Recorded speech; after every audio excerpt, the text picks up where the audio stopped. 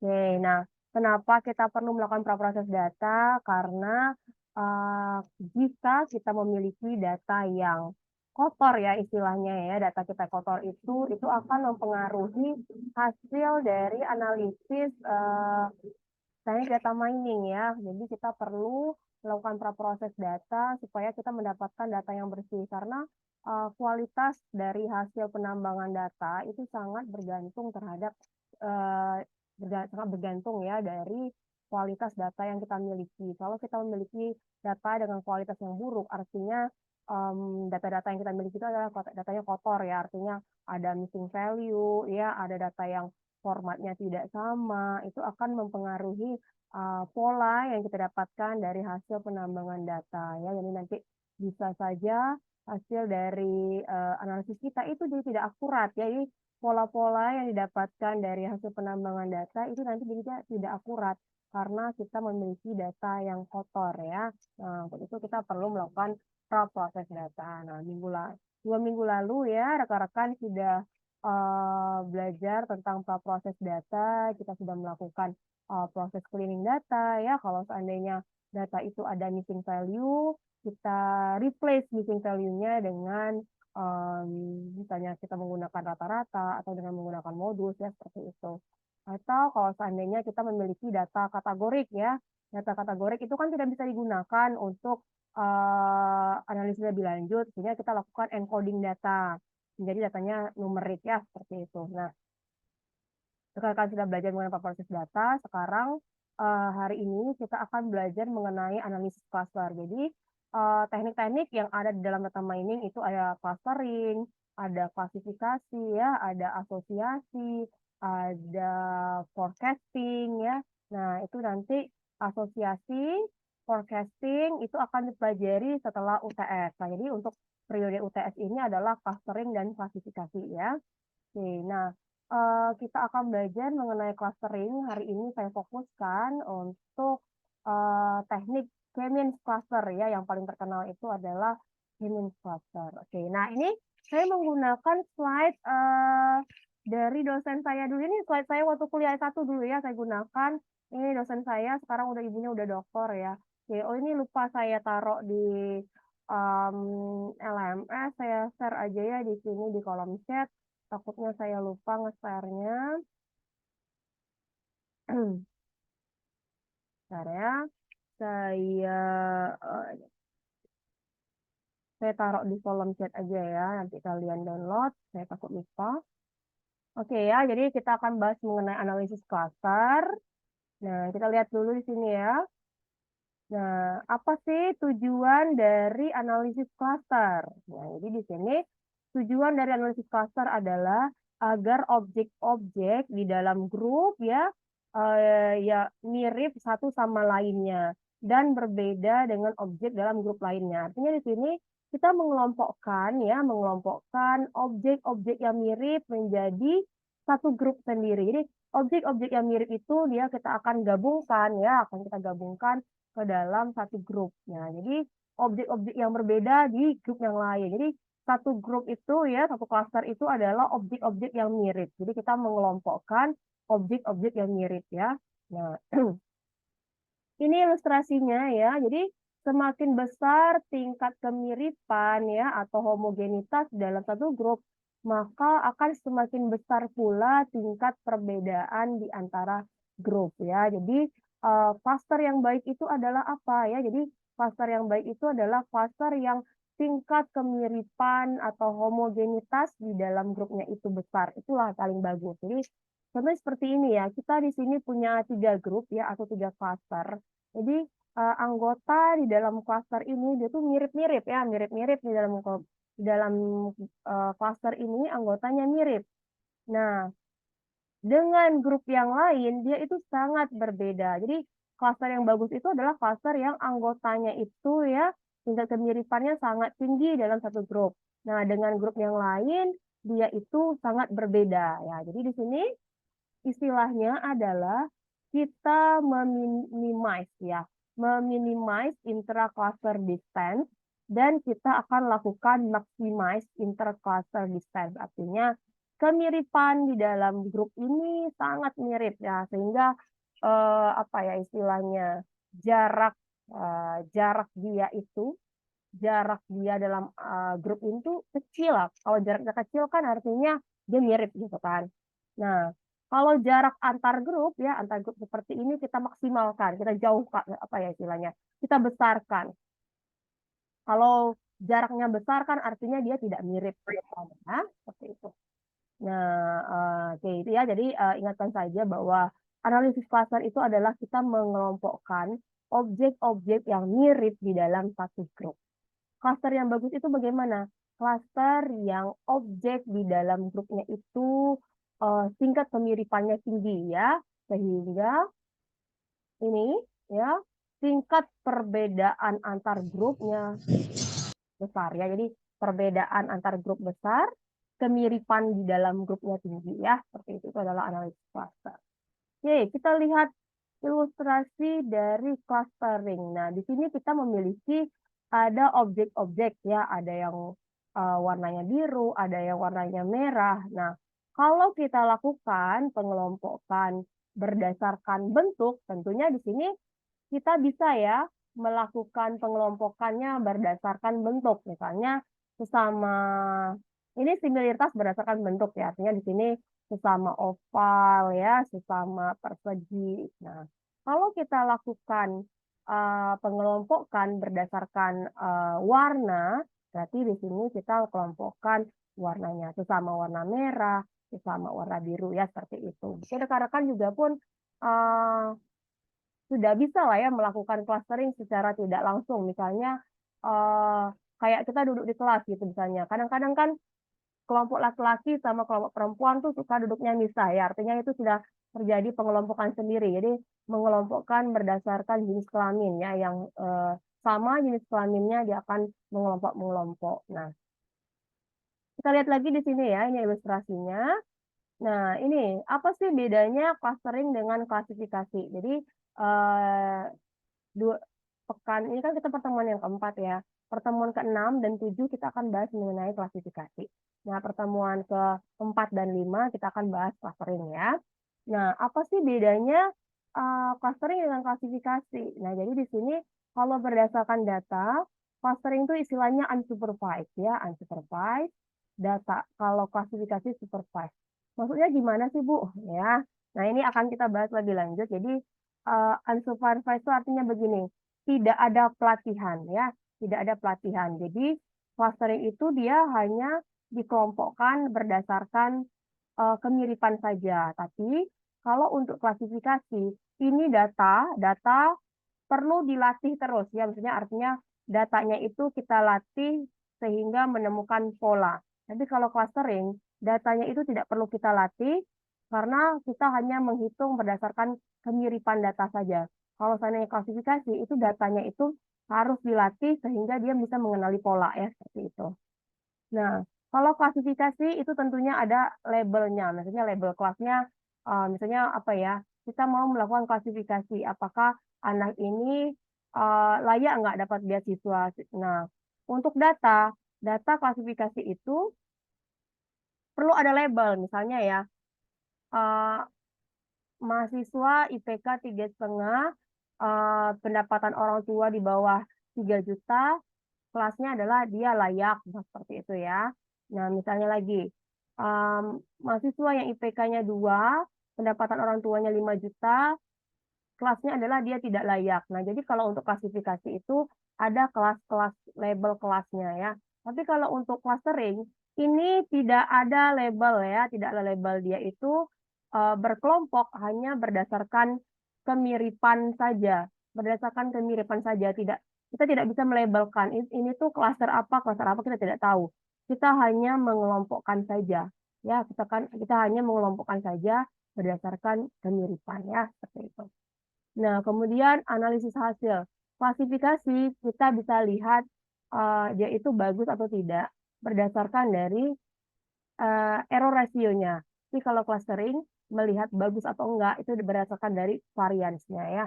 Oke, nanti kita akan pelajari ini.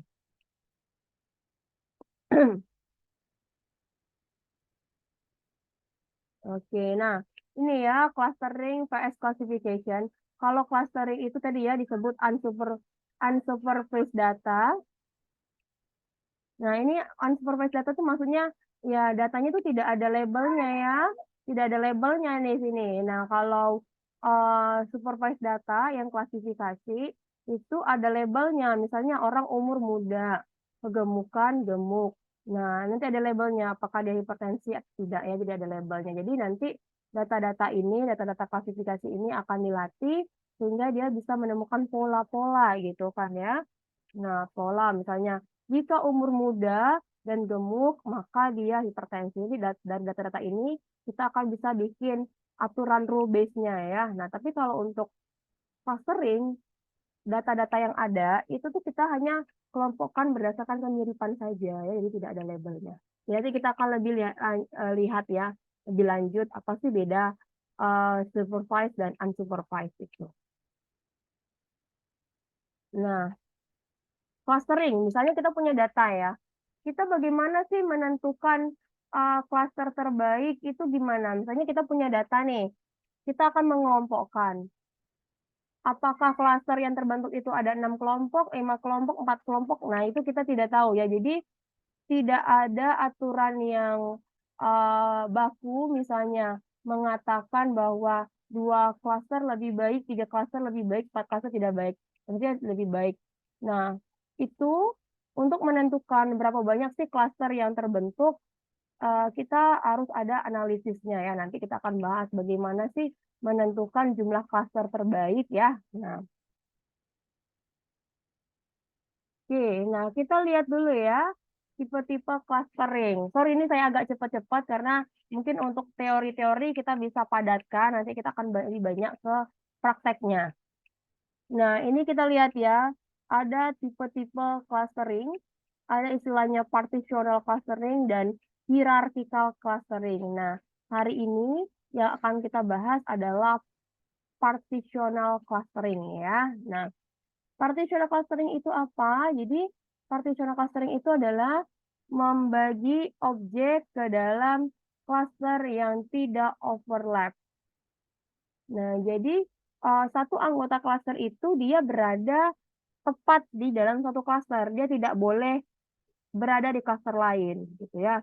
Nah, jadi contohnya bagaimana, Bu? Nih, ini adalah partitional cluster, artinya satu objek itu dia berada tepat di satu cluster. Tidak boleh misalnya, saya gambarkan ya seperti ini. Misalnya begini ya, kita punya objek, punya objek, punya objek, punya objek, punya objek seperti ini ya. Nah, kita akan lakukan pengelompokan objek. Yang begini, ini adalah namanya partitional cluster karena satu objek tepat berada di satu cluster ya. Nah, yang tidak boleh itu seperti apa? Yang tidak boleh itu seperti ini. Ini ya, digambarkan. Yang tidak boleh seperti ini. Nah, seperti ini, ada irisan gitu kan. Nah, ini tidak boleh karena objek ini berada di dua cluster ya. Nah, jadi partitional cluster itu dia tepat berada di satu cluster. Jadi satu objek tepat berada di satu cluster. Tidak boleh overlap ya. Kalau ini contohnya overlap karena objek ini tuh berada di dua cluster. Nah, kalau yang jadi partitional clustering itu harus begini ya. Satu objek berada di satu cluster, tidak boleh overlap. Oke ya. Nah, itu partitional cluster. Kalau hierarchical cluster, cluster itu memiliki subcluster ya. Nah, apa istilahnya? Cluster bersarang. Seperti ini contohnya. Misalnya kayak gini ya. Cluster 4, sorry. Cluster 3 itu berada di dalam cluster 4. Jadi kayak gini ya, clusternya itu bersarang. Misalnya gini. Cluster 3 dan cluster 2 itu berada di cluster 4. Cluster 4 itu berada di cluster 1. Jadi clusternya itu bersarang. Nah, ini yang akan kita bahas minggu depan ya. Jadi yang hari ini kita fokus di partitional cluster. Satu objek tepat berada di satu cluster. Tidak boleh overlap. Nah, bagaimana kita menentukan bahwa objek ini mirip ya? Karena tadi clustering itu adalah kita mengelompokkan objek berdasarkan kemiripan. Oke, nah ini kita kunci dulu ya bahwa kata kuncinya adalah kemiripan atau similarity ya. Nah, jadi kita bisa mengelompokkan objek itu di dalam satu objek ya berdasarkan kemiripan. Objek-objek yang mirip kita kelompokkan satu kelompok ya. Objek-objek yang tidak mirip kita taruh kelompok lain. Nah, jadi di sini tuh ada ukuran kemiripan. Nah, ukuran kemiripan biasanya orang menggunakan ya paling sering itu menggunakan Euclidean distance ya atau jarak Euclidean. Ini rumusnya. Nah, jangan kaget dulu ya. Ini rumusnya sebenarnya mudah, cuma kelihatannya ngeri aja. Ya, jadi kita mau tahu satu objek ini mirip nggak ya sama sama objek yang lain itu berdasarkan Euclidean distance ya. Kita hitung jarak Euclidean. Nah, rumusnya begini. Ya, distance ya akar dari sigma PK kurang kita kuadrat. Nah, mungkin kalau dari sini belum tergambarkan ya. Nah, kita akan lihat ilustrasi dari pengukuran Euclidean distance. Ya. Nah, kita seperti ini. Kita mau ini ya, mau mengukur P1, P2, P3, P4. Ini adalah objek 1, objek 2, objek 3, objek 4. Nah, kita pengen tahu nih, objek-objek mana sih yang berkelompok gitu. Nah, taruhlah di sini kita kita mau kelompokkan misalnya. Oke, nah sebelum masuk ke pengelompokan, kita akan hitung dulu ya Euclidean distance ya. Kita mau hitung jarak misalnya dari objek 1 ke objek 2, ke objek 3, ke objek 4. Itu tuh berapa-berapa aja jaraknya ya, seperti itu. Oke, nah di sini misalnya kita punya objek 1 ya. Objek 1 itu posisinya adalah X-nya 0, Y-nya 2. P2 posisinya adalah X-nya 2, Y-nya 0 ya. P3 atau objek yang ketiga, itu posisinya 3, X, Y-nya 1 ya. Posisi keempat, itu ada objek yang keempat, posisinya adalah ini X-nya 5, Y-nya 1. Nah, bagaimana kita menghitung jarak P1 ke P2, P1 ke P3, P1 ke P4. Nah, begini ya cara ngitungnya. Nah, saya cari-cari di sini aja. Saya draw ya. Nah, kita kan punya, mudah-mudahan kelihatan ya. P1 itu posisinya adalah X-nya 0, Y-nya 2 ya. Kita mau menghitung jarak P1 ke P2. Nah, P2 itu adalah posisinya X-nya 2, Y-nya 0. Kita mau hitung jarak dari P1 ke P2 ya. Nah, rumusnya. Ngomong-ngomong kelihatan nggak yang saya coret-coret nih? Kelihatan, Bu. Kelihatan ya? Oke, ya. Nah, kita mau menghitung distance dari objek 1 ke objek 2. Jadi saya tulis di sini distance 1 ke 2 ya. Ini akar. Rumusnya adalah akar. Nah, ini X1 dikurang X2 ya. Berarti di sini 0 kurang 2 ditambah 0 kurang 2 kuadrat ya rumusnya ya.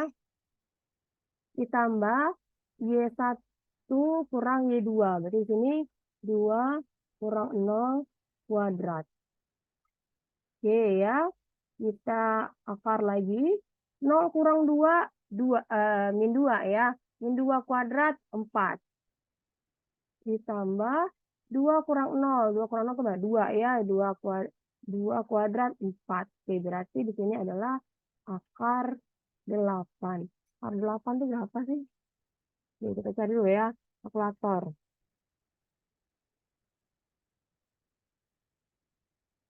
Kalkulator saya nih. Saya cari ya, akar berapa nih? Coba kalkulator saya nggak kurang canggih ini. Ada yang tahu akar dari 8 berapa? 2/3, Bu. 2/3. Benar, 2/2 nggak? 4 kali 2, berarti 2/2. 2/3. Hah? 2/2 nggak? Mana benar? 2/3 nih. Oh iya, 2/2. Bu. 2/3. Nah, 2/2 ya. Ya berarti sekitar 2,8 ini ya. Nah, jadi jarak P1 ke P2 tuh 2/2. Nah, begitu juga caranya. Kita cari jarak dari P1 ke P3. Coba ya, saya hapus dulu ya. Saya clear ya, clear all drawing. Nah, tadi kita udah tahu ya jarak P1 ke P2. Nah, sekarang kita mau cari jarak dari P1 ke P3 ya. P1 ke P3 jaraknya berapa sih? Nih, P1 kita punya X-nya 0, Y-nya 2 ya. P3 eh, X-nya 3, Y-nya 1 ya. Oke, kita mau cari jarak dari P1 ke P3. Berarti di sini distance dari 1 ke 3 itu adalah akar, berarti di sini X1 kurang X2 kuadrat ya, berarti sorry X1 kurang X3 kuadrat. Jadi sini 0 kurang 3 kita kuadratin ditambah Y1 kurang Y3 kuadrat. Berarti 2 kurang 1 kuadrat ya. 0 kurang 3, 0 kurang 3, 3 ya, min 3 ya. Min 3 dikuadratin 9. 2 kurang 1, 1 kuadrat 1 ya. Berarti akar 10. Ya, sekitar inilah ya, akar 10 tuh 9,1 ya. Sorry, 7,1 ya. Nah, ini sudah ada ya di tabel-tabel, tapi kita kan hitung dulu. Kalau ini kan nggak tahu nih prosesnya gimana. Nah, ini adalah prosesnya ya. Nah, begitu juga dengan P4 ya. Coba kita hitung lagi P4. P1 ke P4 tuh berapa jaraknya? P1 itu X-nya 0, Y-nya 2 ya. P4 itu adalah 5, X-nya 5, Y-nya 1. Jadi kita hitung ya. Distance 1 ke 4. Tapi di sini akar dari 0 kurang 5 dikuadratin ditambah 2 kurang 1 dikuadratin ya. 0 kurang 5, 5. Minus 5 ya. Minus 5 kuadrat itu adalah ya 25. 2 kurang 1, 2 kurang 1, 1. 1 kuadrat 1 ya. Berarti akar dari 26. Ya, sekitar 5,09. Nah, itu ya cara mencari jarak antara satu objek dengan objek lain. Kalau kita udah ngerti cara menghitung satu objek ke objek lain, nanti kita akan bisa lanjutkan lagi untuk melakukan clustering training. Oke, sampai sini bagaimana? Sudah clear mencari jarak antara satu objek dengan objek lain. Gimana? Udah oke? Biar Udah, kita Bu. bisa. Oke ya, udah oke. Gimana yang lain? Oh ya, itu menggunakan Euclidean distance. Oke, gimana yang lain? Udah, Bu. Ada ya. Oke, berarti udah paham ya bagaimana cara menghitung satu objek dengan objek lain ya. Tinggal misalnya kalau ada uh, atributnya X sama Y, berarti gini ya, kita kurangkan sesama X-nya ya, kemudian ditambah ya, Y kurang Y-nya, dan seterusnya. Jadi kalau ini kan dia ada 2 atributnya. Nanti kalau ada 3 ya tinggal dikurangin, tinggal dilanjutin. Misalnya nih ya, P1 tuh posisinya X-nya 0, Y-nya 2, misalnya Z-nya 3. P4 itu posisinya X-nya 5, Y-nya 1, Z-nya 4 misalnya ya. Tinggal kita lanjutin aja di sini. Berarti 3 tambah 3 kurang 4 kuadrat ya, seperti itu ya. Nah, ini tadi rumus Euclidean ya. Oke, kita langsung masuk aja ke ini ya, Bayesian clustering. Jadi di sini ada clustering algorithm yang sering digunakan untuk clustering, yaitu K-means cluster, hierarchical cluster, dan fuzzy cluster. Tapi untuk kuliah ini saya batasin aja K-means cluster dan hierarchical cluster, karena kalau kita bahas itu akan banyak sekali ya. Nah, kita masuk ke K-means cluster. Oke. Mungkin ini ini ya, mungkin kalian agak pusing bacanya. Oke, saya ini aja. Nah, ini bagaimana proses K-means cluster ya? Proses K-means cluster itu adalah yang pertama, start. Tentukan jumlah cluster. Karena kita kan nggak tahu nih jumlah cluster terbaik itu berapa, jadi kita harus coba-coba. Misalnya kalau kita punya 2 cluster, kita mau menentukan apakah dia bagusnya 2 cluster, atau 3 cluster, atau 4 cluster, 5 cluster. Itu kita nggak tahu yang mana yang bagusnya. Jadi kita harus coba semua cluster. Misalnya 2, 4, 2, 3, 4, 5 cluster kita akan coba ya. Nah, yang pertama adalah caranya adalah kita tentukan dulu jumlah 2 cluster. Misalnya kita set, kita akan mengelompokkan menjadi 2 cluster saja. Oke, selanjutnya adalah kita tentukan pusat cluster ya. Jadi kita tentukan dulu pusat clusternya. Setelah itu hitung jarak objek ke pusat cluster. Kemudian kita kelompokkan objek berdasarkan jarak minimum. Jadi makanya tadi kita harus hitung jaraknya, kemudian kita akan kelompokkan objek itu berdasarkan jarak minimum ya. Nah, kemudian kita masuk ke iterasi berikutnya. Kita update centroidnya, kemudian kita lakukan perhitungan kembali, kita cek apakah ada objek yang berpindah tempat. Kalau seandainya tidak ada objek yang berpindah tempat, berarti kita stop ya, seperti itu. Oke ya, kita langsung aja, mungkin rekan-rekan ini ya, kita ngitung pakai Excel ya. Saya ngitung pakai Excel saja, karena kalau ngitung manual saya males, capek ya. Silakan mungkin biar sama-sama buka Excel-nya. Di materi yang saya share di LMS itu sudah ada ya perhitungan K-means. Nah, jadi saya mau nunjukkan nih. Oke ya, nih perhitungan manual untuk K-means cluster. Nah, misalnya di sini kita akan mengelompokkan. Di sini ada 10 mahasiswa, ya. Di sini ada 10 mahasiswa, di mana atributnya itu ada nilai UTS, ada tugas, ada nilai UAS. Nah, di sini kita akan mengelompokkan mahasiswa ini berdasarkan kemiripan nilai. Nah, kita kalau seandainya kita bisa mengelompokkan mahasiswa ini berdasarkan kemiripan nilai, kita bisa tahu nih, kalau sebagai dosen saya bisa melihat kemampuan mahasiswa. Oh, ini adalah kelompok mahasiswa yang misalnya kita tahu nih, ternyata Ani Budi Didi itu adalah memiliki kemampuan akademik yang sama, gitu kan ya. Nah, misalnya Gary Hani Ina ini memiliki kemampuan akademik yang sama. Jadi kita mau mengelompokkan siswa-siswa ini menjadi 2 kelompok, sehingga kita tahu mahasiswa-mahasiswa ini tuh ternyata yang mana yang memiliki kemiripan kemampuan akademik ya, seperti itu. Oke, silakan rekan-rekan cobain download di LMS ya Excel-nya. Ini saya gunakan, saya copy ya. Saya bikin baru sheet-nya ya.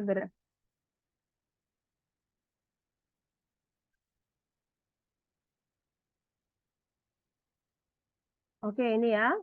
Nih, silakan dicoba. Jadi kita di sini mau mengelompokkan ini ya, ada 10 mahasiswa. Kita mau mengelompokkan menjadi 2 kelompok ya. Jadi di sini kita set jumlah klasternya 2. Kita mau kelompokkan menjadi 2 klaster saja. Oke. Nah, caranya bagaimana? Nah, berdasarkan dari tadi ya kita lihat alurnya. Yang pertama adalah tentukan jumlah klaster. Nah, di sini kita set klasternya adalah menjadi 2 klaster saja. Oke, yang kedua tahapannya adalah tentukan titik pusat klaster ya. Tentukan titik pusat klaster. Nah, jadi di sini kita perlu menentukan titik pusat klasternya. Oke, sorry ya, sebentar ya, sebentar ya.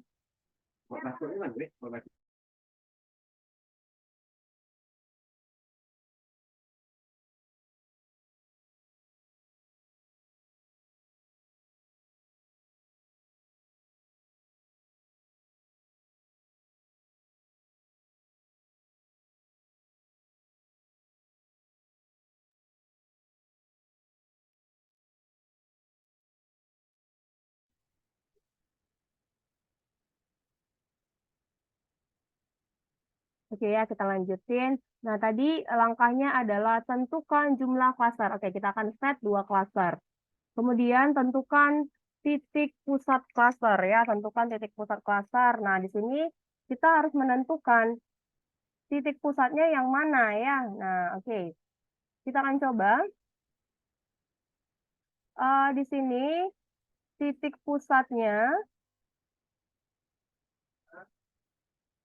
Oke ya, kita akan tentukan titik pusatnya yang mana nih sebagai titik pusat awal ya.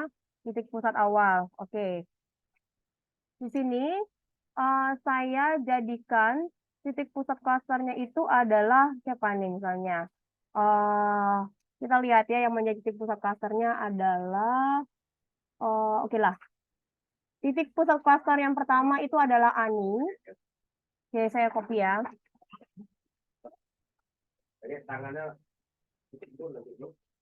Oke, yang menjadi titik pusat klaster yang pertama adalah Ani. Kemudian kita gunakan lagi titik pusat klaster yang kedua itu adalah Fani ya. Ini. Titik pusat klaster yang pertama itu adalah Ani. Titik pusat kedua itu adalah Fani ya. Ani dan Fani ya, namanya mirip. Oke, nah jadi yang langkah pertama kita menentukan berapa klaster sih yang akan kita bentuk. Kita akan bentuk 2 klaster. Kemudian tentukan titik pusat klaster. Titik pusat klaster yang pertama adalah Ani. Titik pusat yang kedua adalah Fani ya. Nah, jadi kita akan hitung masing-masing ini ya, masing-masing ini kita akan hitung. Kemudian kita akan cek apakah masing-masing mahasiswa ini lebih dekat ke klaster Ani ataukah ke klaster Fani gitu ya. Oke, kita mulai hitung ya. Berarti eh, C1 itu adalah titik pusat Ani, C2 itu adalah titik pusat Fani ya. Di sini kita kan tentukan dulu nih titik pusat klasternya ya. Kita tentukan bahwa titik pusat klaster 1 itulah Ani, titik klaster pusat 2 itu adalah Fani ya.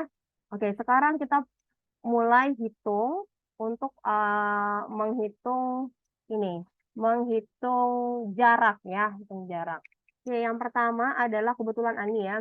Jadi di sini kita akan lakukan perhitungan jarak dari Ani ke Ani ya, Ani ke Ani. Oke, berarti di sini kita akan lakukan, berarti apa nih? Kan berarti UTS ini 80 kita kurangi dengan 80 ya. Berarti ini kita kurangi dengan yang ini, kemudian kuadrat. Ya, sorry mungkin ya kalau seandainya agak bingung di Excel-nya.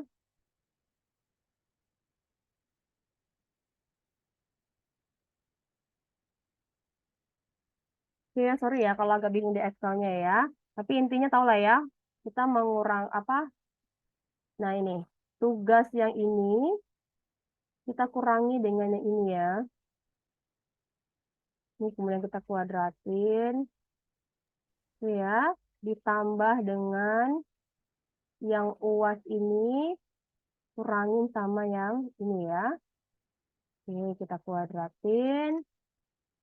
Oke, enter. 0. Nah, kenapa jaraknya 0? Iyalah kan dengan diri dia sendiri ya. Dengan diri dia sendiri. Um, sehingga kan jaraknya 0 ya. Oke, coba saya tarik sampai ke... oke, sekarang kita cari lagi yang untuk jarak Budi. Jarak Budi. Budi ke titik pusat klaster Ani ya. Titik pusat klaster Ani adalah klaster 1 ya. Oke, kita mau hitung jarak Budi ke Ani. Oke. sama dengan SQRT akar ya. Oke, berarti di sini UTS yang ini kita kurangi dengan UTS ini di sini ya. Kita kuadratin. Ini kalau bingung ya, ini cuma perkara Excel aja. Oke. Ditambah dengan jarak yang ini ya. Tugas ini dikurangin tugas yang ini. Kuadrat ditambah dengan ditambah dengan yang uasnya Budi dikurangin dengan uasnya Ani, kita kuadratin ya, tutup. Oke. Nah, jadi jarak Budi ke Ani itu adalah sekitar 25 jaraknya ya. Oke. Nah, dan seterusnya ya, dan seterusnya. Misalnya nih, saya hitung lagi ya. Oh, yang ini, oke, yang ini belum saya hitung. Berarti di sini belum saya hitung, sorry ya. Nah, ini. Saya mau menghitung jarak Ani ke titik pusat klaster 2, yaitu Fani ya. Berarti sama dengan SQRT, buka kurung. Ini ya, UTS-nya Ani, saya kurangi dengan UTS-nya Fani. Saya kuadratin ya.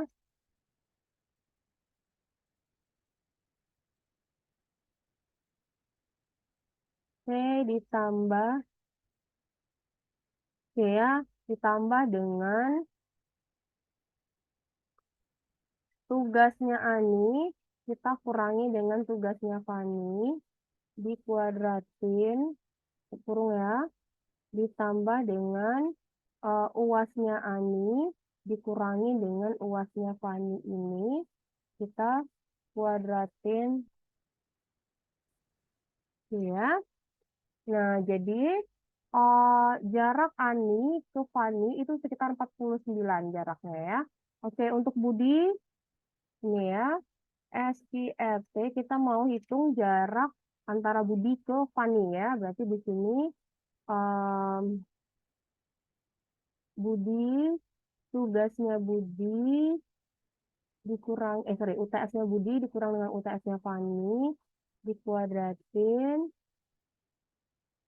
ya, ditambah dengan tugasnya Budi dikurangi dengan tugasnya Fani, dikuadratin, ditambah dengan uasnya Budi dikurangi dengan uasnya Fani, kuadrat ya.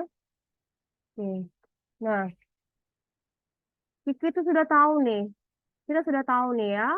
Jarak Budi ke Ani itu 25. Jarak Budi ke Fani itu adalah 36. Berarti Budi ini lebih mirip ke Ani atau ke Fani? Gimana? Budi ini jarak dia ke Fani adalah 25.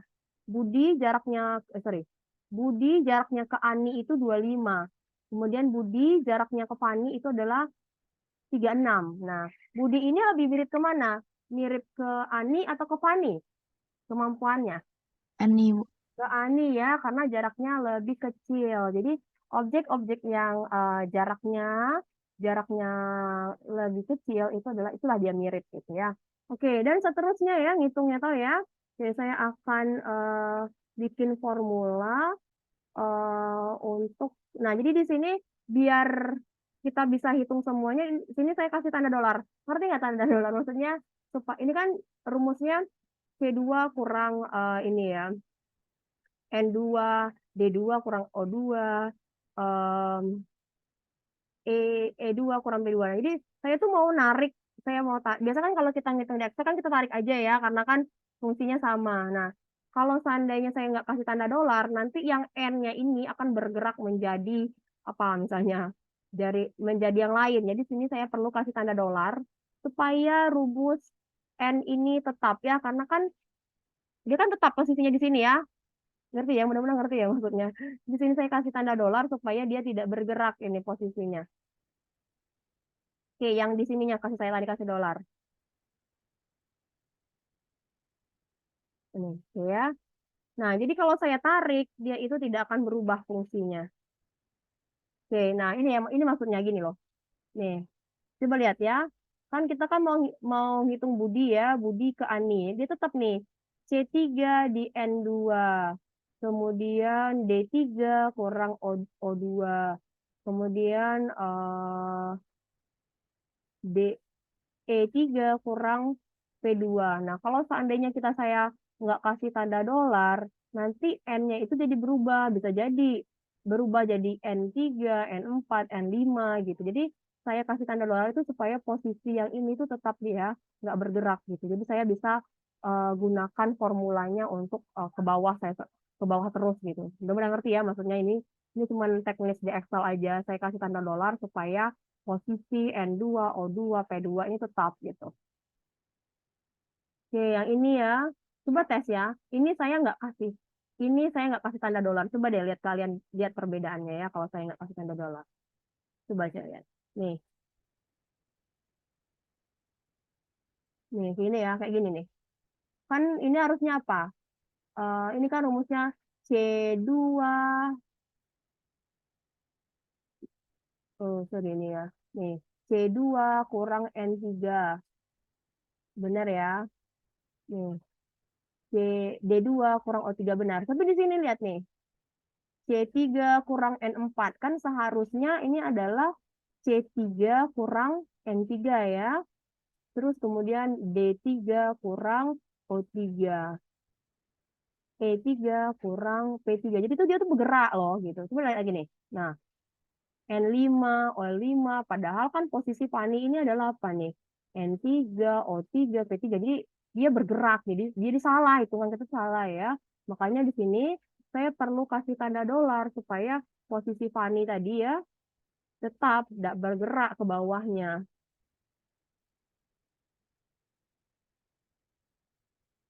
Nih, saya kasih tanda dolar supaya perhitungan kita tuh benar. Jadi posisi Fani itu tidak bergerak ya. Tetap di posisi N3 ya, di sel N3, O3, P3. Makanya saya kasih tanda dolar di sini. Ya, saya tarik ya ke bawah. Oke, itu kita lihat ya.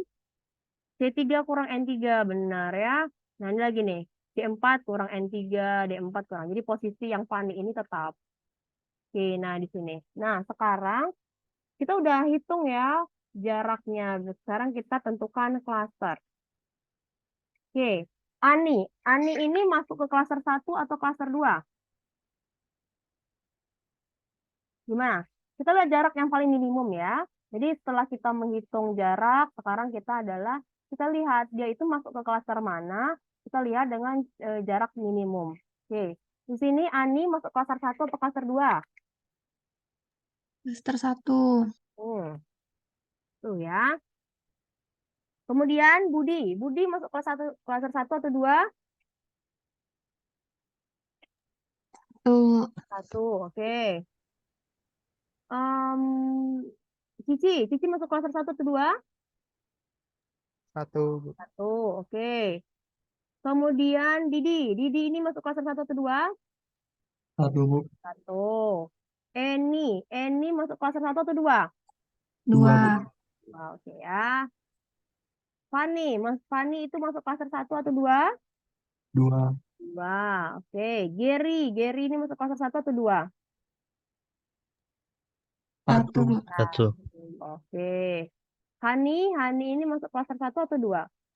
Satu. 1, oke. Ina ini masuk klaster 1 atau 2? 2, Ina, Bu. ya. Oke. Jenny ini masuk klaster 1 atau 2? 2, Bu.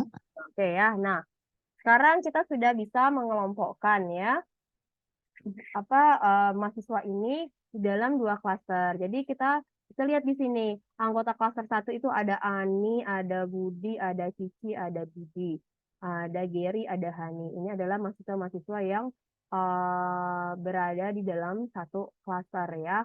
Kemudian klaster yang kedua itu ada anggotanya, ada Eni, ada Fani, ada Ina, ada Jenny. Jadi mereka itu kelompok. Nah, apakah pekerjaan kita ini selesai? Tidak, pekerjaan kita belum selesai karena kita akan lanjut ke iterasi berikutnya.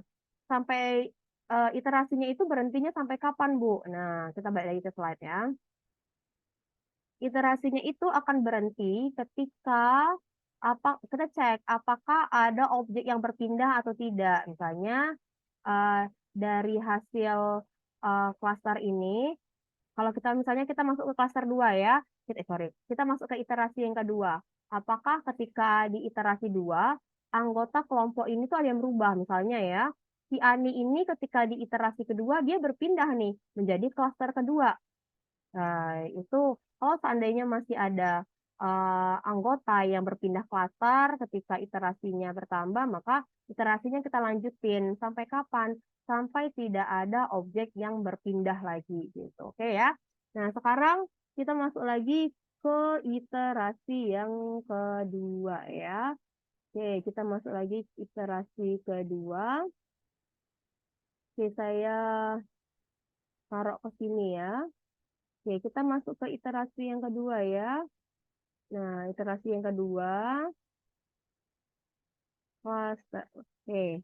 Nah, untuk ke iterasi kedua, kita lakukan updating ini ya, updating centroidnya. Nah, sekarang kita lakukan updating centroid. Jadi saya bikin di sini ya, centroid C1 C2.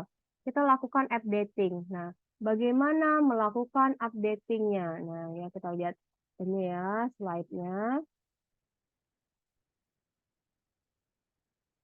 Nah, kita lakukan updating Centroid. Jadi, untuk melakukan updating Centroid, kita itu ini menentukan Centroid terbaru berdasarkan dari anggotanya. Misalnya nih ya, kan tadi kita sudah tahu nih anggota klaster 1 itu ada Ani, Budi, Cici, Didi, Gary, sama Hani. Nah, selanjutnya kita tentukan. Jadi, centroid untuk nilai UTS untuk C1 berarti begini. UTS-nya Ani, kita tambahkan dengan UTS-nya Budi, kita tambahkan dengan UTS-nya Cici, tambahkan UTS Didi, tambahkan UTS Gary, tambahkan UTS Hani. Kita tambahin, kita rata-ratain gitu ya. Nah, ini contohnya. Kita rata-ratain karena anggota kelompoknya itu ada 6, berarti kita bagi 6 ya. Sama juga dengan untuk yang tugas sama ya. Jadi tugasnya Ani, tugas Budi, tugas Cici, tugas Didi, tugas Gary, tugas Hani itu kita jumlahkan bagi 6 ya. Begitu caranya. Sehingga kita dapatkan centroid yang barunya ini. Ya, jadi centroid yang baru ini kita akan gunakan lagi ya. Kita akan gunakan untuk ke iterasi berikutnya. Oke, nah ini kita hitung ya sama-sama di sini. Oke.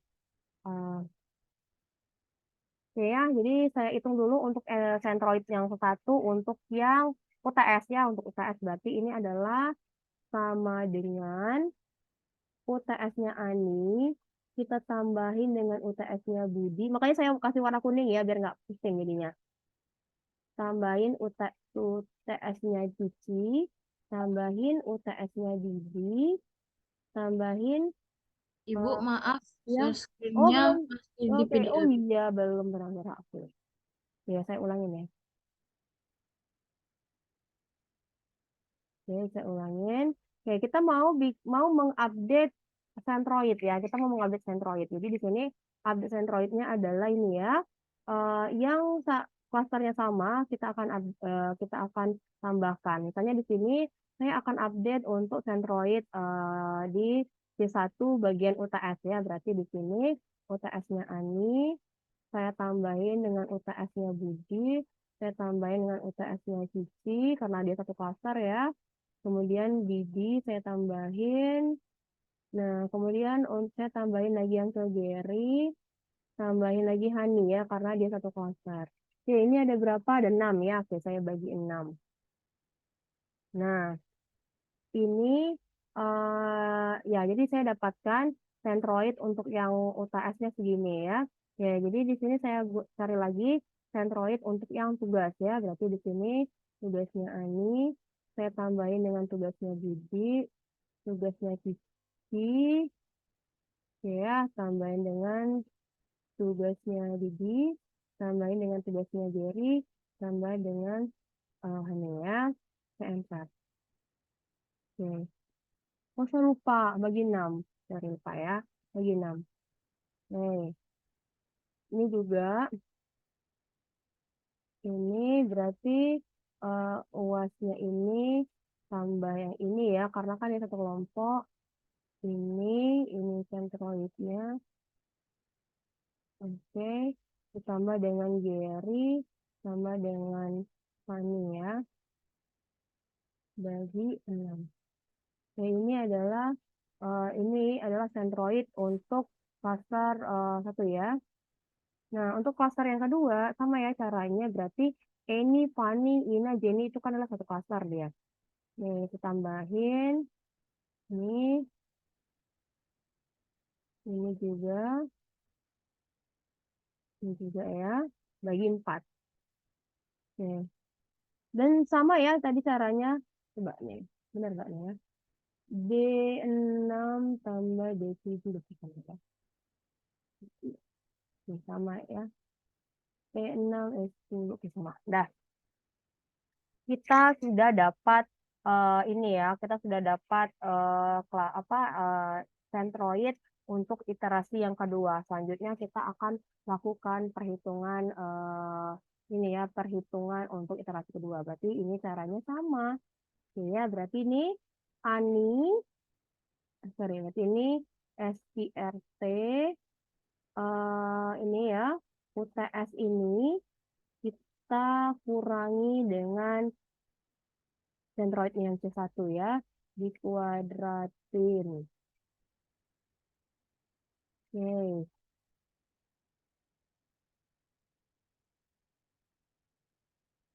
Ya, kemudian ditambah dengan tugas ini, kita kurangin dengan yang ini, kuadratin. Oke. Ditambah dengan UAS yang ini, kita kurangin dengan yang ini, dikuadratin ya. Oke. Oke ya. Nah, di sini saya kasih tanda dolar ya, supaya yang N6, O6-nya itu tidak bergerak ya. Sorry. Oke, di sini saya kasih tanda dolar.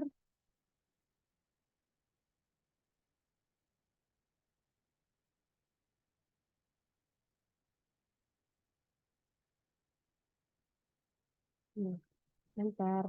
Oke ya, jaraknya. Nah, di sini saya tarik aja, ini kalian udah ngerti lah ya.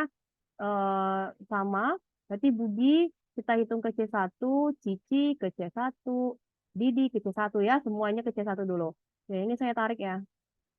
Oke, kita lihat nih, benar nggak? C3 kurang N6. Oke. C4 kurang N6. Oke ya. C, berapa sih? C5 kurang N6. Oke, udah semua ya. Nah, sekarang kita hitung jarak Ani ke klaster 2 ya.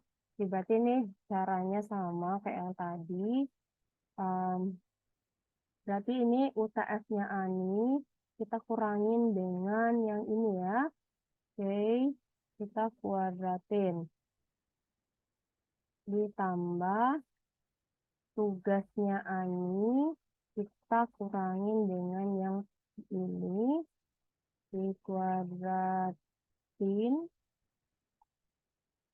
ditambah UASnya Ani, kita kurangin dengan yang ini, kuadrat ya. Nah ini jaraknya seperti ini ya.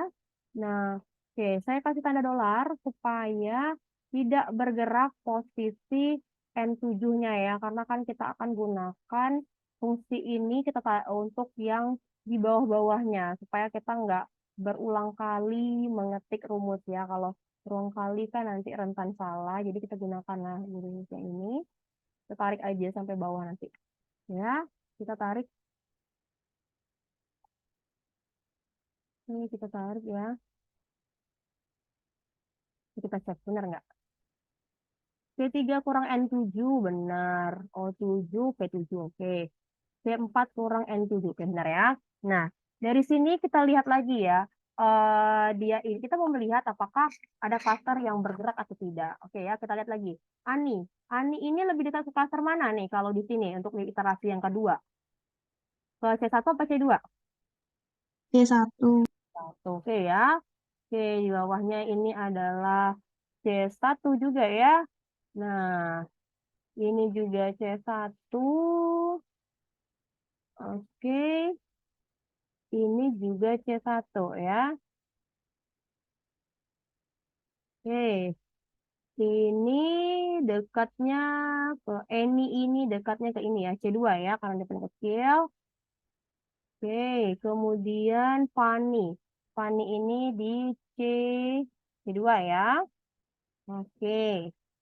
Kemudian Gary. Gary itu berarti di C1 ya, paling kecil ya, karena kan jaraknya itu paling kecil di C1. Oke ya.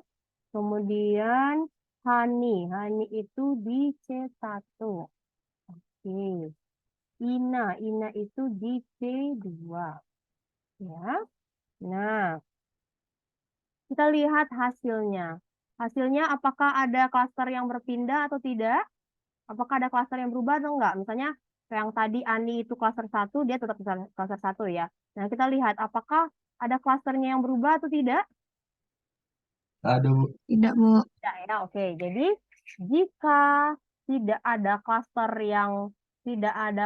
yang berpindah ya, jika tidak ada klaster yang berpindah, maka kita stop ya, maka kita stop. Nah, jadi sentroid akhirnya tetap yang ini ya sentroid akhirnya ya. Nah, jadi jika tidak ada anggota klaster yang berpindah, maka kita stop. Jadi, sehingga kita dapat simpulkan bahwa anggota klaster 1 itu adalah Ani, Budi, Cici, Didi, Gary, Hani.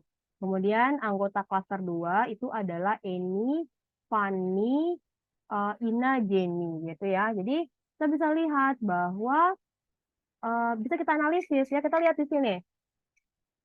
Anggota klaster 1 itu siapa aja sih? Nah, Ani, Budi, Cici, Didi, Gary, Hani. Nah, kita bisa analisis bahwa anggota klaster 1 itu adalah anak-anak yang eh, nilai, nah, bisa kita lihat nih dari nilai ini sentroidnya ya, dari nilai sentroidnya nih. Ini dari sentroid berarti untuk klaster 1 itu adalah anak-anak yang nilai UTS-nya ya rata-ratanya itu adalah 76 seperti itu ya. Kemudian untuk yang anak di klaster 1 itu adalah anak-anak yang nilai tugasnya rata-rata 77,5. Kemudian klaster 1 itu adalah anak-anak yang nilai UAS-nya rata-rata 81. Jadi dari sentroidnya itu kita bisa tahu nih rata-rata ya. Nah, untuk klaster 2 itu adalah anak-anak yang nilai rata-rata UTS-nya adalah 56. Anggotanya itu adalah Eni, Fani, Ina, Jenny. Kemudian anak-anak di klaster 2 itu nilai tugasnya rata-rata 58. Nah, anak-anak di klaster 2 itu rata-rata UAS-nya adalah 55,75. Seperti itu ya. Nah, itu proses K-means cluster ya. Jadi K-means cluster itu adalah algoritma partitional clustering partitional clustering ya. Artinya satu objek tepat berada di satu cluster, dia tidak bisa overlap ya. Jadi tidak boleh overlap. Jadi satu objek tepat berada di satu cluster. Oke ya, ini adalah tadi contoh perhitungan ya, contoh perhitungan K-means cluster ya. K-means cluster. Nah, jadi ini prosesnya ya. Kita tentukan dulu jumlah clusternya. Kemudian kita tentukan inisial centroidnya. Jadi kita tentukan secara random aja inisial centroidnya. Misalnya kalau clusternya 2, berarti ada 2 nih inisial centroid yang kita ambil dari anggotanya sendiri gitu ya. Nah, setelah itu kita hitung jaraknya. Setelah itu kita kelompokkan berdasarkan nilai minimum. Nah, setelah itu kita update centroidnya ya. Kita lakukan updating centroid, kita masuk ke iterasi berikutnya. Kita lakukan proses yang sama, kemudian kita lihat apakah ada objek yang berpindah nggak. Artinya tadi awalnya dia klaster 1, kemudian setelah iterasi berikutnya dia menjadi klaster 2. Nah, jika masih ada objek yang berpindah, berarti kita lakukan lanjutkan lagi ya. Kita lakukan updating centroid, kemudian kita lanjutkan lagi ke iterasi berikutnya ya. Kita lakukan lagi iterasi berikutnya. Sampai kapan? Sampai tidak ada objek yang berpindah ya. Nah, ini oke ya, ini contoh ya. Oke, ini contoh. Nah, ini kalian kalau misalnya masih bingung ya silahkan ini ya dipelajari. Ini yang Excel-nya udah saya kasih ya. Nih, jadi ini yang Excel-nya udah saya kasih. Ini contoh ya, iterasi 1, kemudian iterasi kedua. Nah, ini contoh yang iterasinya tuh sampai 3 kali. Kenapa? Kita lihat di sini nih. Saat iterasi ke-1, si Budi ini klaster 1. Nah, saat iterasi kedua, si Budinya masuk ke klaster 2. Artinya kan ada klaster yang ini ya, yang berubah gitu. Nah, sehingga kalau seandainya apa namanya klasternya ada yang berubah, maka kita lanjutin lagi ke iterasi berikutnya. Nah, oke. Nah, bagaimana cara iterasi berikutnya? Sama ya, kita updating centroidnya. Jadi kayak gini nih. Berarti yang sesama sesama klaster 1 misalnya, sesama klaster 1 kita ya kita update ya. Kayak tadi sih prosesnya sama ya. Gitu, kita lakukan proses updating centroid. Setelah kita dapatkan centroid yang terus sudah diupdate, kita lanjutkan lagi ke iterasi berikutnya dengan cara yang sama. Sampai kapan? Sampai klasternya tidak ada yang berubah. Nah, kita lihat di sini. Ini klaster 2 semua, ini klaster 2 semua. Ini klaster 1, klaster 1, ini 1 sama ya. Jadi eh, antara iterasi 2 dengan iterasi 3 ini tidak ada klaster yang berubah, sehingga kita stop di sini. Tuh. Oke ya. Oke, silakan kalau ada yang ingin tanya, silakan ya. Kalau seandainya masih ada yang bingung-bingung, silakan. Silakan ditanyain. Nah kan ya, jangan sampai kebingungannya itu disimpan sendiri.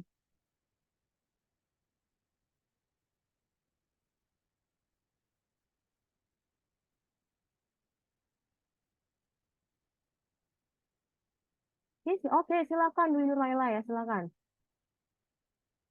Izin bertanya, Bu. Boleh diulang nggak yang kenapa dia bisa dapat klaster 1 dan klaster 2 gitu? Oh, oke ya. Oke, Saya kurang ngerti di situ. oke ya, kita ulangin ya.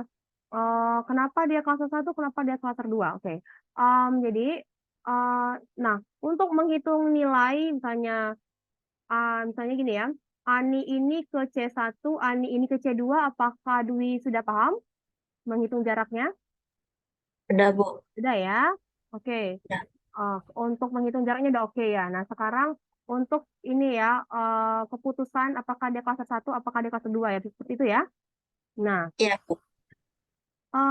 dia itu masuk klaster 1 atau kedua, kita lihat dari jarak minimum karena satu objek itu dia itu bisa masuk ke klaster tertentu dilihat dari nilai dia itu minimum yang mana. Nah, kita lihat di sini. Ani ini ke klaster 1 jaraknya 0. Ani ini ke klaster 2 jaraknya 49 gitu kan ya.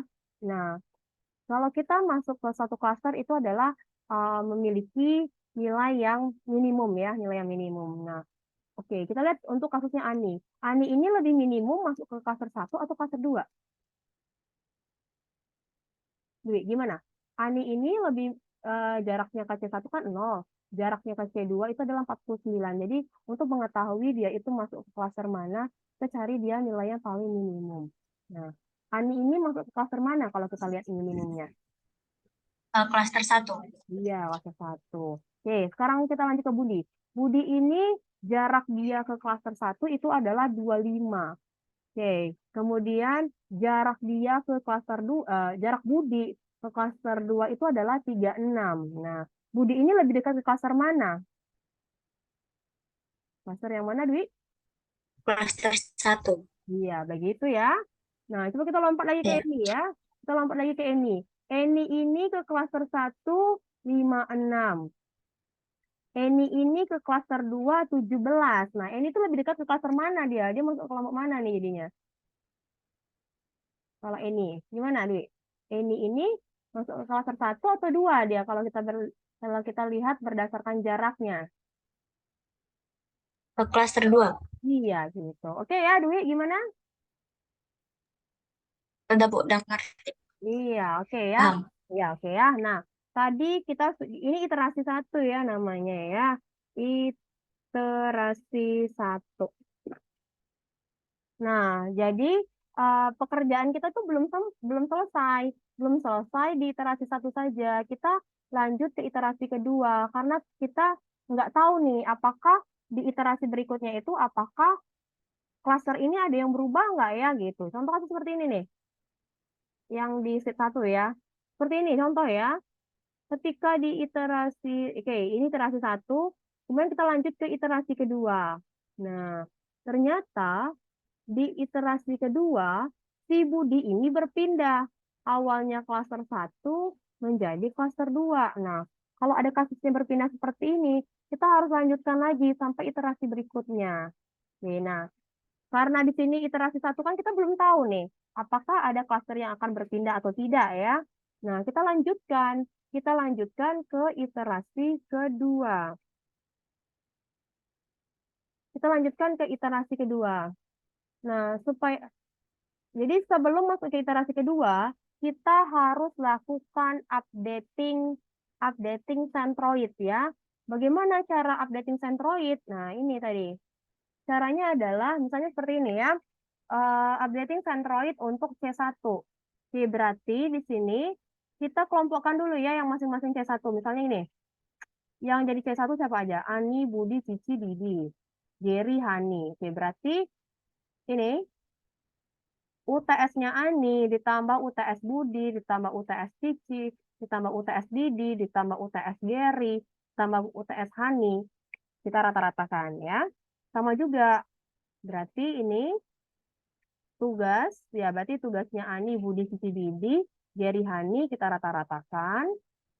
UAS-nya Ani, Budi, Cici, Didi, Gary, Hani. Pokoknya yang UAS-nya yang masuk ke klaster 1 ya, kita rata-ratakan. Nah, itulah Centroid yang diupdate ya.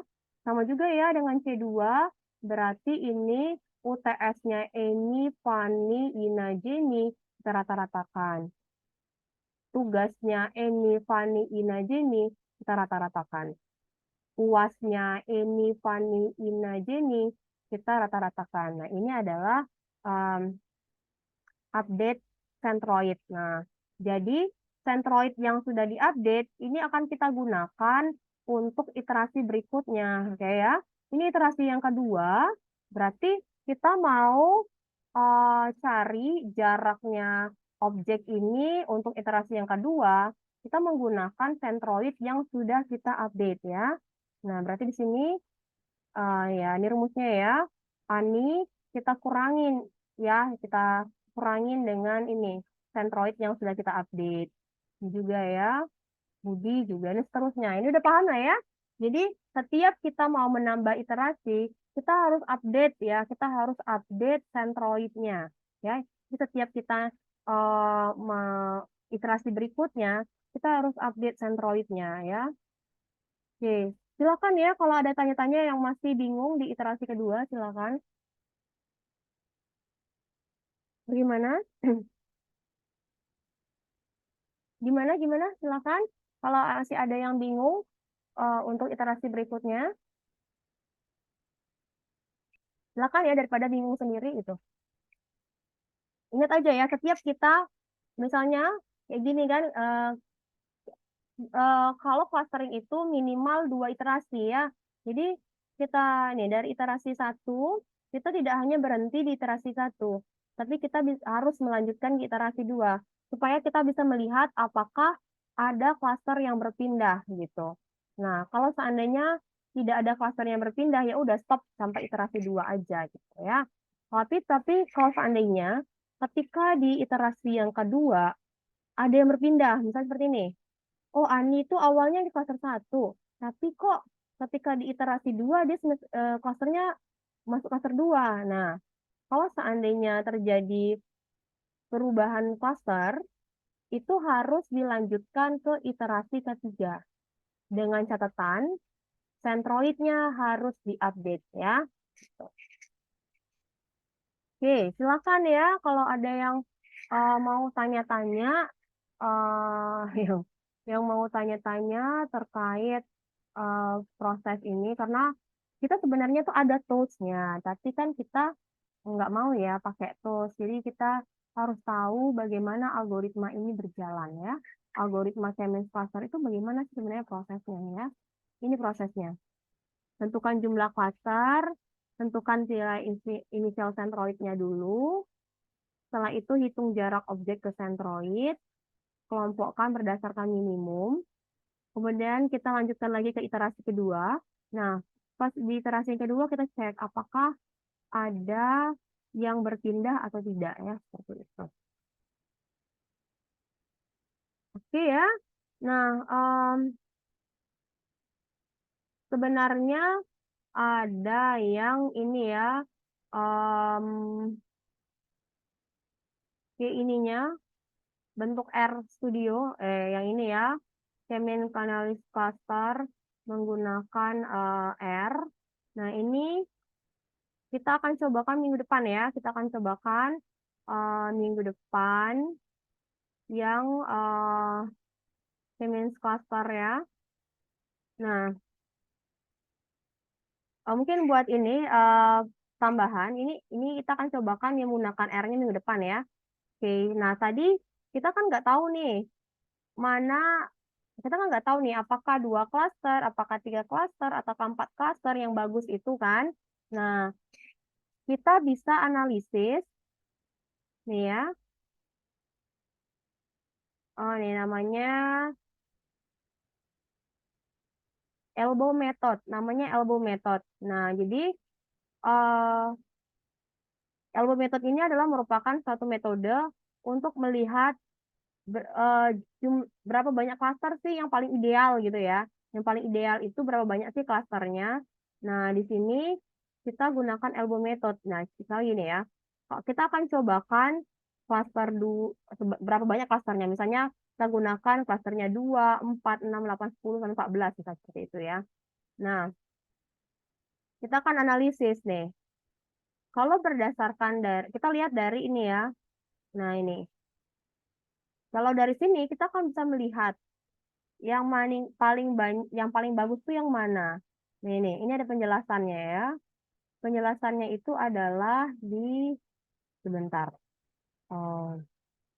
Sorry. Ada di kalau ini kan bahasa Inggris ya, mungkin kalian agak agak pusing bacanya. Saya udah ada di modul, ntar ya. Saya ambil dulu di modul.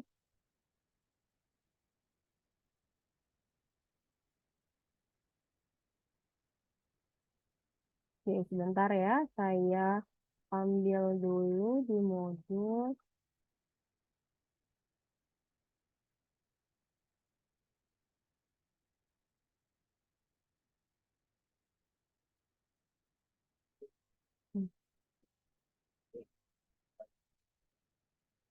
Oke. Nah, ini. Bentar, belum berubah ya slide-nya. Mana. Oke, nah ini ya. Bagaimana menentukan yang mana paling bagus gitu kan ya. Nah, ini kita kinerja teknik clustering. Jadi, clustering itu dievaluasi dengan 3 faktor, yaitu pertama kecenderungan cluster, jumlah cluster, dan kualitas clustering. Nah, tidak ada jawaban yang pasti untuk menentukan jumlah cluster yang baik itu berapa gitu kan ya.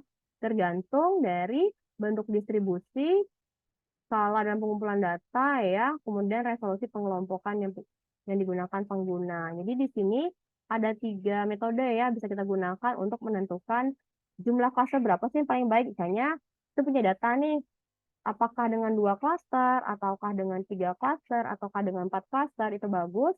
Nah, jadi kita bisa menggunakan yang namanya metode elbow ya, metode elbow. metode elbow, gap statistik, dan coefficient silhouette ya.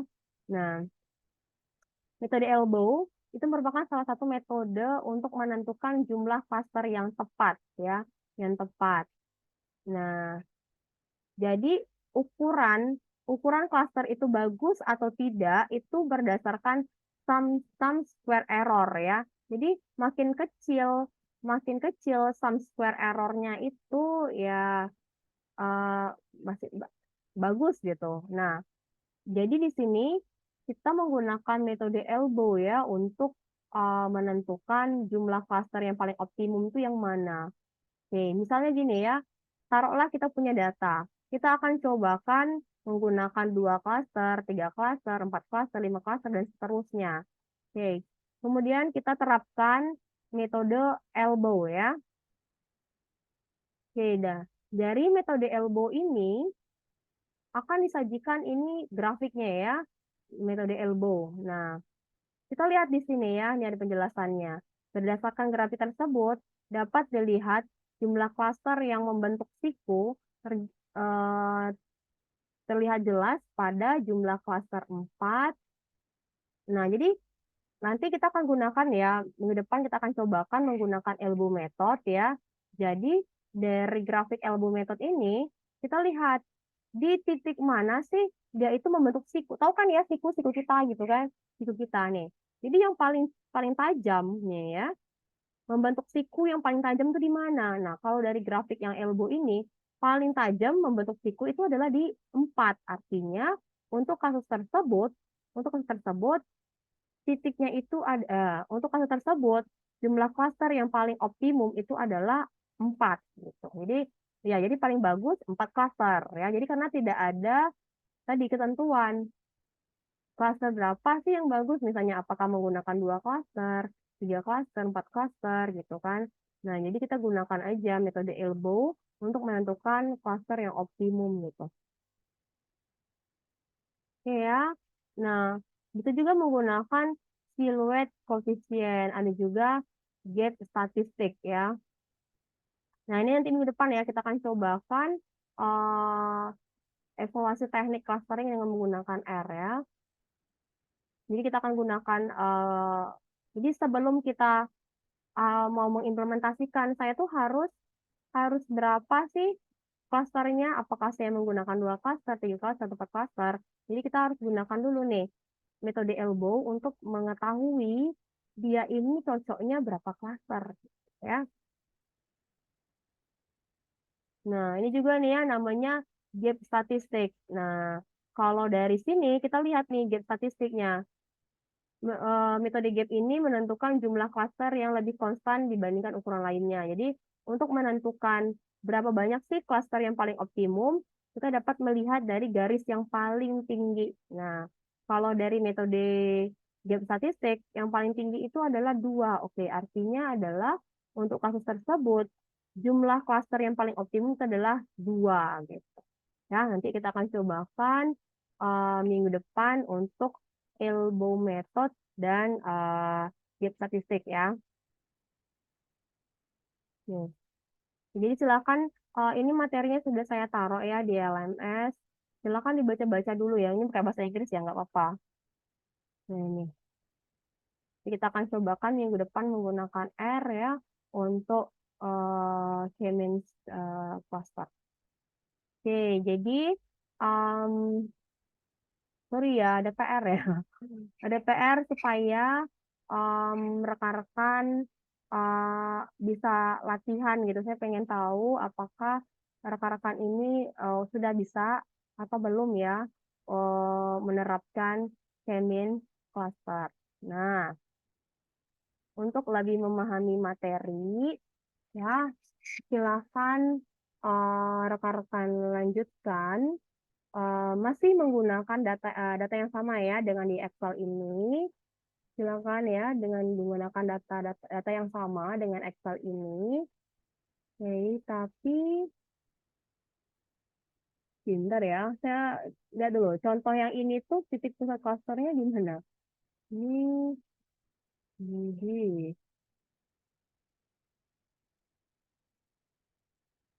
Budi, Jenny. Oke. Nah, kalau yang contoh kita tadi kan inisial sentroidnya adalah Ani sama Fani ya, Ani sama Fani. Oke. Nah, silakan rekan-rekan lanjutkan menggunakan data yang sama ini ya, data yang sama. Tapi titik ini saya copy. Ya, ini misalnya ini menggunakan data yang sama, tapi di sini inisial sentroidnya saya ganti. Inisial sentroidnya itu adalah ini ya, inisial sentroidnya adalah saya ganti ya. Inisial sentroidnya adalah Cici sama sama siapa? Sama ini ya, sama ini ya. Nah ini. Tapi menggunakan data yang sama dengan kita latihan tadi, tapi inisial sentroidnya saya ganti yaitu Cici sama Eni. Artinya di sini eh, yang ya kita menggunakan dua klaster saja. Nah ini artinya kan rekan-rekan ini ya cari dulu jarak Ani ke Cici, jarak Ani ke Eni gitu ya. Kemudian jarak Budi ke Cici, Budi ke Eni, Cici ke Cici, Cici ke Eni dan seterusnya ya. Nah, lah kemudian tentukan klasternya dan lanjutkan ke iterasi yang kedua. Nah, di iterasi. Jadi sebelum melanjutkan ke iterasi kedua, lakukan updating Centroid ya, lakukan updating Centroid ya. Kemudian lanjutkan ke iterasi yang kedua. Oke ya, gimana? Silakan kalau ada yang tanya-tanya. Ini untuk latihan ya, jadi bukan memberatkan. Saja untuk latihan supaya saya tahu apakah rekan-rekan sudah memahami bagaimana algoritma K-means cluster itu berjalan ya, meskipun kita bisa menggunakan tools-tools yang sudah ada misalnya di R, tapi kan kita perlu tahu juga ya bagaimana sih algoritma K-means cluster itu secara manualnya berjalan ya, step-stepnya seperti apa. Gimana silakan ya kalau ada yang ingin ditanyakan. Ibu, izin bertanya, Bu. Ya silakan. Tadi kan untuk yang contoh yang Ibu contohin tadi kan klaster awal sama klaster barunya itu tuh sama kan, Bu? Tidak ada yang berubah. Nah, kalau misalnya eh, pas klaster keduanya itu ada yang berubah dari yang klaster awal. Nah, kan Ibu tadi bilang harus mencari lagi kan klaster misalnya klaster Lanjutkan. ketiga gitu kan. Iya. Bukan cluster ya, lanjutkan iterasi yang ketiga. Ya, Nah, nah itu Bu penentuan supaya dia kayak klasternya tuh apa sih kayak penghitungan klasternya berhenti tuh penentuannya tuh di mana Bu? Untuk kan nah ya. ah Oke. gitu Bu. Ya, oke. Nah, misalnya ini ya. Nah, ini contoh yang di satu yang udah saya taruh di LMS. Nah, misalnya contoh seperti ini. Ini iterasi satu, kita kan tidak berhenti ya. Tidak berhenti di iterasi satu. Nah, kita lanjutkan ke iterasi dua, tapi dengan catatan adalah kita update dulu ya. Kita update dulu Centroid-nya. Nah, ini contoh. Ini adalah contoh update Centroid untuk ke iterasi kedua ya. Misalnya begini. Ini kita lihat ya. Apa nih misalnya untuk ini Centroid ini adalah updating kita sorry Pinur untuk updating Centroidnya sudah paham kan ya? Udah Bu. Oke, untuk updating Centroidnya udah paham artinya em, yang satu cluster itu yang dalam satu cluster itu kita misalnya seperti ini ya kayak eh, Budi, Eni, Fani, Jenny ini kan dia dalam satu cluster yang sama ya. Berarti kita kan misalnya kayak UTS-nya kita updating, tugasnya kita updating, UAS-nya kita updating dan seterusnya ya. Udah tahu ya cara updating. Nah, kemudian kita masuk ke iterasi kedua ya. Kita masukin ke iterasi yang kedua. Kita kita lakukan perhitungannya misalnya kayak gini ya. Ani kita kurangin dengan centroid barunya dan seterusnya. Nah, kita lihat di sini penentuan cluster ya. Ternyata, misalnya contoh nih ya, Budi awalnya itu adalah klaster satu. Ketika masuk ke klaster 2, sorry, awalnya iterasi satu klaster satu. Ketika di iterasi yang kedua, dia masuk klaster 2. berarti kan ada yang berpindah ya. Nah, ketika ada yang berpindah, maka kita lanjutkan ke iterasi yang ketiga. Kita lakukan updating centroid ya. Updating centroid. Berarti ini yang sesama klaster 1 kita kumpulkan ya, kita updating UTS tugas UAS ya. Sama juga dengan klaster yang sesama klaster 2 ini kita kelompokkan. Kemudian kita updating ya, kita updating untuk UTS tugas UASnya juga ini ya masing-masing. Nah, kita lanjutkan lagi ke iterasi ketiga ya dengan catatan centroidnya itu kita updating. Nah, oke, dan prosesnya sama ya. Kita hitung dan kemudian kita cek lagi antara iterasi kedua dengan iterasi ketiga, apakah dia itu ada yang berpindah atau tidak ya. Nah, kalau kita lihat di sini iterasi 2 dengan iterasi 3 apakah ada yang berpindah di sini? Apakah antara iterasi 2 dengan iterasi 3 apakah ada yang berbeda? Tidak, Bu. Tidak, stop sampai situ gitu. Jadi kita cek iterasi yang terakhir dengan sebelumnya. Nah, jadi iterasi yang terakhir dengan iterasi sebelumnya apakah ada yang berubah atau tidak. Kalau seandainya tidak ada yang berubah, udah stop seperti itu. Jadi gitu ya. Opinur kita lihat iterasi yang terakhir dengan iterasi sebelumnya. Baik, Bu. Terima kasih, Bu. Oke ya. Nah, bagaimana yang lain? Silakan. Silakan ya, tanya-tanya kalau masih ada yang bingung. Atau ini kan kuliahnya saya record ya, jadi silakan didengarin lagi. Oke, jadi ini latihan, jadi menggunakan data yang sama ya dengan yang di Excel tadi.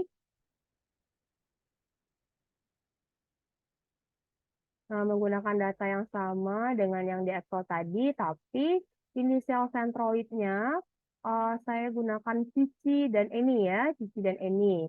Nah, lakukanlah sampai tidak ada anggota klaster yang berpindah ya, seperti itu. Dikumpulkannya filenya apa Bu? Excel ya, biasanya kelihatan rumusnya gitu. Tapi kalau seandainya Word kan saya nggak kelihatan ya. Jadi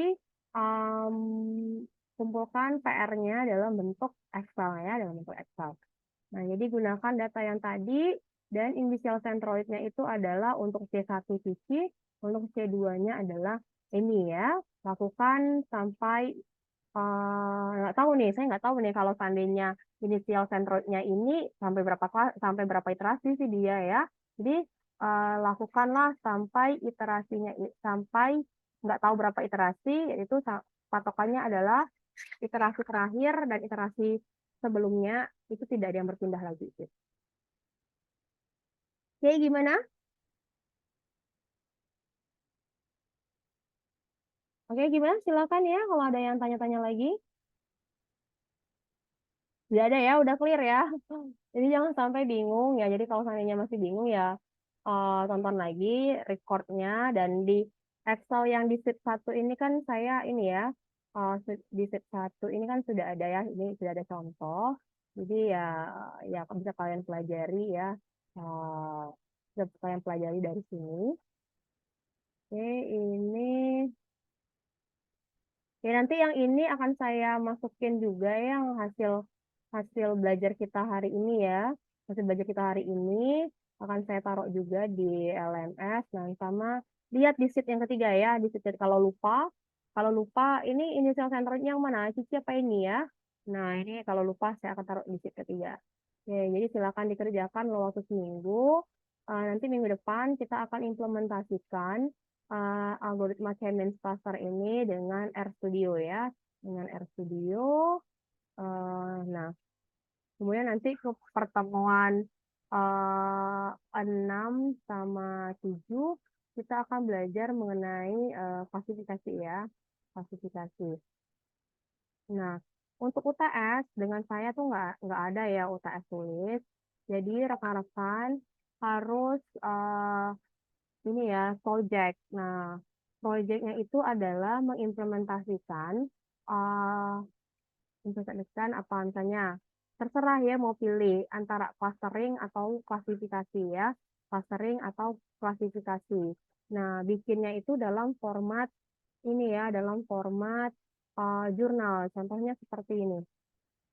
Seperti yang mungkin sudah pernah saya tunjukin ya.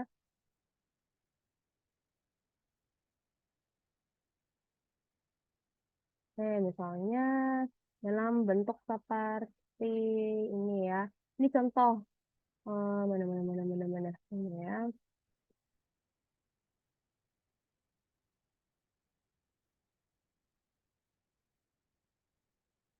Ini sebentar ya.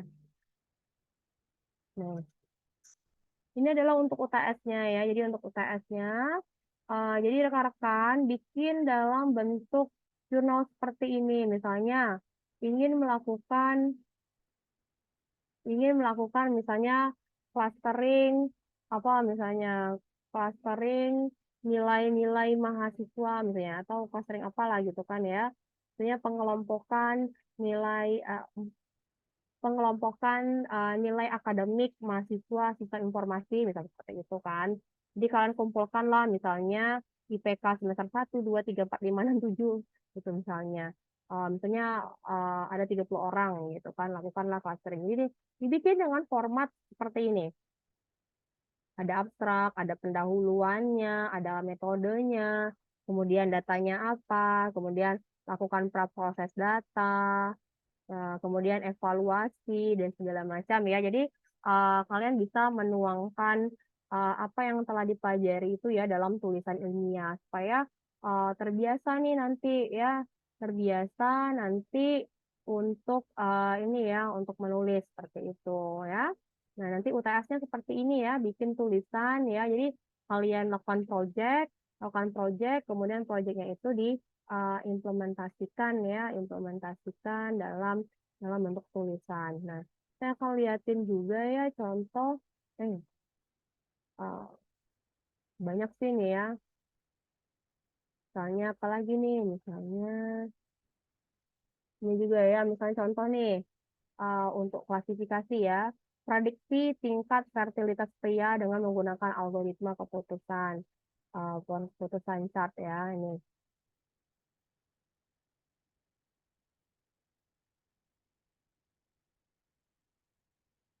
Nih, misalnya ya, ini adalah contoh untuk klasifikasi ya, klasifikasi. Nah, ini kita akan belajar misalnya menggunakan ID3 ya. Nah, ini. Nah, nih, contoh ya, klasifikasi dengan menggunakan pohon keputusan. Nah, seperti itu nanti kalian bikin dalam bentuk ini ya, dalam bentuk tulisan seperti ini supaya bisa menuangkan dalam bentuk ilmiah ya. Jadi ya siap-siap aja dari sekarang, jangan sampai pengerjaannya itu ya hamin berapa jam gitu ya.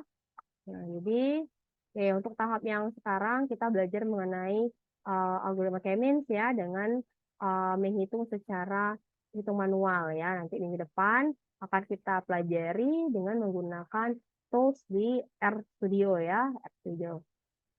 Silakan kalau ada yang mau tanya-tanya lagi.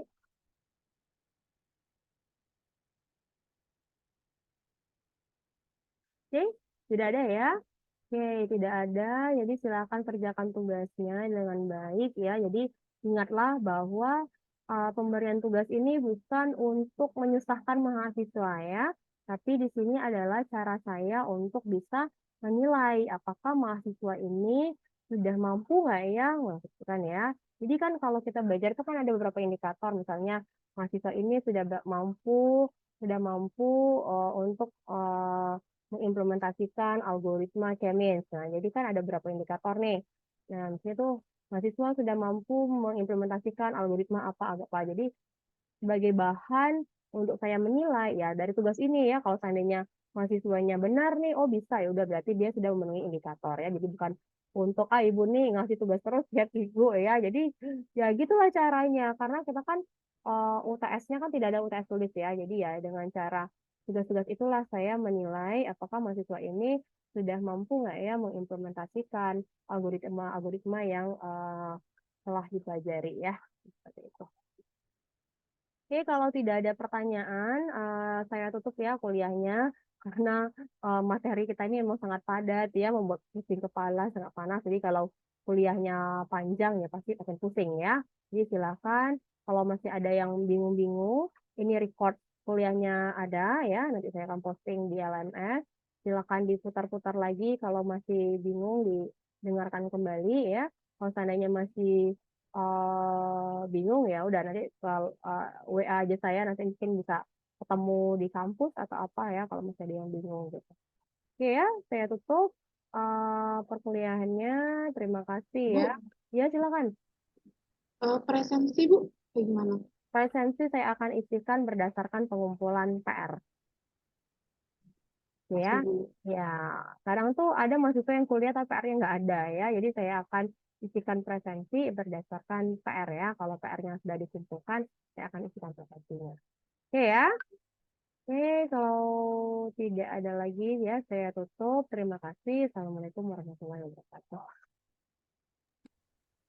Waalaikumsalam Waalaikumsalam warahmatullahi warahmatullahi wabarakatuh. Terima wabarakatuh. kasih Bu. Terima kasih, Bu. Oke.